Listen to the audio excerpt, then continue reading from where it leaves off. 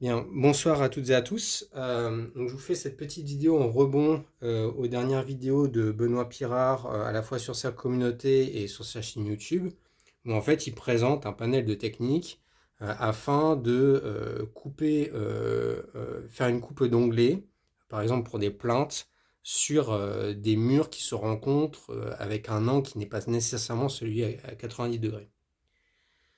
Euh, donc il présente différentes méthodes qui sont tout à fait fonctionnelles, il n'y a pas de problème là-dessus. L'une d'entre elles, en fait, va nécessiter un certain nombre de tracés de mesures afin de calculer via la tangente l'angle entre les deux murs et ensuite de déterminer l'angle de coupe à partir de ça via un petit calcul.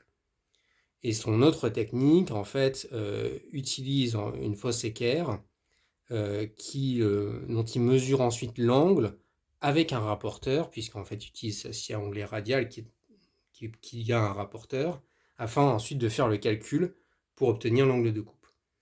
Moi je vais vous présenter en fait une technique qui est à la fois sans calcul et sans report de mesure. Donc, ce qui a priori va limiter encore davantage le risque d'incertitude dans ce que l'on va faire. Donc on va supposer ici que j'ai mesuré en fait l'angle entre mes deux murs avec cette fosse équerre et je vais me munir en fait d'une planche dont l'un des champs doit être parfaitement rectiligne. Une fois ceci fait, je vais placer ma fosse équerre, peu importe l'endroit, et je vais venir tracer, si je retrouve mon crayon, je vais venir tracer ici une ligne.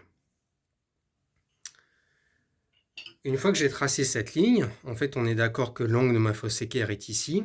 Et donc ce que je viens faire, c'est que je prends un compas avec un écartement qui est totalement au hasard. Et je vais piquer au niveau de l'angle entre mes deux murs. Et je vais faire ici deux traits au compas.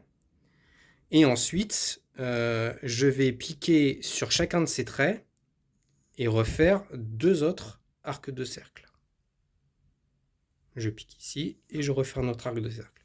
Et donc là, en fait, on a ce tracé qu'on a déjà pu faire au collège, où finalement, on a ce croisement de ces deux arcs de cercle qu'on va pouvoir rejoindre avec le sommet de l'angle que l'on cherche à diviser par deux. Et donc, une fois qu'on a fait ça, eh bien, on peut prendre soit la fosse équerre précédente, soit une autre fosse équerre, et venir ajuster sa fosse équerre pour qu'elle suive l'angle que l'on vient de tracer. Et donc ça, eh bien, ça va être notre angle de coupe. C'est-à-dire que si ici j'ai ma pièce de bois, eh bien, je vais pouvoir ici tracer mon angle de coupe directement sur ma pièce de bois. Ici, je vais avoir quelque chose qui est la normale, qui est perpendiculaire. Et à partir de là, eh bien, on peut y aller avec une scie à dos ou une scie à onglet ou tout autre matériel de coupe, peu importe. Mais en tout cas, votre pièce est parfaitement tracée et si vous sciez au niveau du trait, il n'y aura pas de souci pour votre coupe d'onglet. Donc ça, c'est vraiment une méthode qui nécessite absolument aucune formule, ni aucune mesure, et donc qui a priori va limiter davantage les erreurs. Et moi, c'est vraiment une technique que j'utilise sur chantier pour faire mes coupes d'onglets, sachant qu'après, il suffit de gommer les traits et on refait sur une même planche tout un tas de tracés pour tout le chantier. Voilà, c'était le petit partage de mon astuce pour ce genre de réalisation. Merci de votre attention et à bientôt.